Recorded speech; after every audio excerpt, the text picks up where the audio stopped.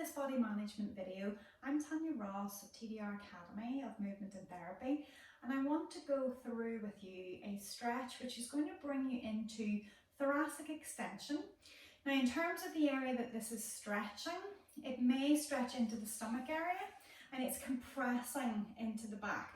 Very often we end up quite rounded in through the back. So the idea of bad posture, if you like, we're rounded through the back. So what this position will do is it will take you into the opposite, which very often feels really good after you've spent time in this position.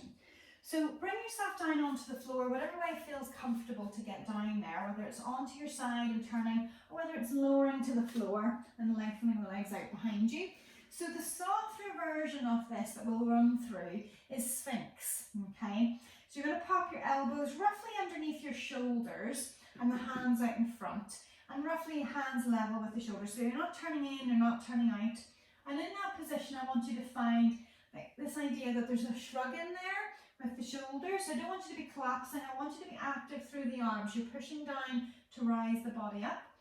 And when you're here, to try to help keep the lower back safe so that you're not just kind of dumping the bend into the lower back. The idea of pulling your belly button towards your spine so that all of the skin on the front of the body is trying to pull in towards the back of the body. So what it does is it just brings a little bit of a flat back into the body. It doesn't have to be excessive, you don't have to lift the hips off the floors if you're going to plank, but just enough that you feel that it takes it away from the lower back to bring length there. Now once you're in that position, strong arms, shoulder blades almost pulling down the side seams of the body, keep them away from the ears, and then that little engagement of the core to help keep the lower back flat. Then what I want you to do from there is imagine that you're pulling your arms backwards, like you're trying to crawl your body forwards on the mat. And what that will do is it will start to bring a little bit more extension into the spine. I don't want your head lifted, I want you to find that natural place where it feels it's just an extension of your spine so there's no strain in the neck. But as you pull the body forwards, it's almost tractioning your spine away from the pelvis. And in so doing, when you're keeping that tightness in through the lower tummy, then it hopefully also helps to bring maybe a little bit of stretching through the abdominals through there. So you feel the bend coming into the lower shoulder blade area of the back. So you can hold this, again there's a bit of effort involved, but you can hold it, make sure you're breathing, just trying to relax into it, but without relaxing the necessary muscles of the core and the shoulders. To see, does that feel like it allows you to bend? Maybe a little bit more, as if you're pulling your ribs even further forwards, pulling your chest through your arms.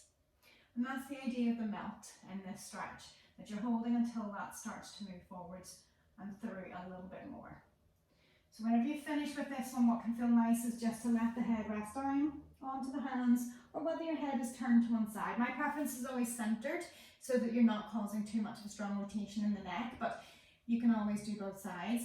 But that will allow the back to flatten out after the stretch. Otherwise, if that option is open to you, you can press back, and whether you take that sad or angry cat stretch or whether child's pose, just to allow the lower back to round out, especially if you feel like you maybe have allowed that to dump into the lower back.